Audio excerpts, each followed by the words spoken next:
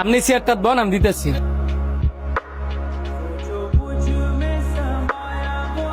মহাজন, zero টিপ দেন। Zero টিপ দেওয়া লাগতো না, জ্যাম না সেমনি দে। ভুলের মাপটা কাস্টমারের সামনে কথা বাড়াইস না, বলে না রাখ।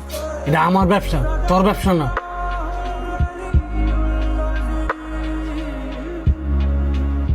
এই শান্ত কই রে, শান্ত। ডাইন কেলিগা হেন খারে কি কথা কস, হেন আয়। দুয়ানটা যে ফালাই তুই আই পড়ছস, 2টা ঘন্টা হইছে খাইতে আইছস। দুয়ানো কি যাইতে মুন্ডা চাই না নি? না, মন চায় না, কারণ আমি আমনের দোয়ানো আর কাজ করতাম না। কাজ করতি না রে? আমনের ব্যবসা হচ্ছে 2 নাম্বার। এই হারাম টেয়ার বেতন আমি নিতাম চাই না।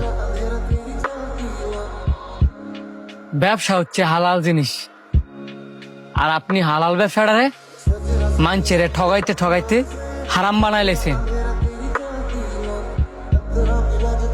এই যে আপনি প্রতিনিয়ত মানুষে ঠগাইতেছেন না, আল্লাহ পাক আপনার জায়গা মতো ঠগাই দিব, পরে আপনি বুঝবেন।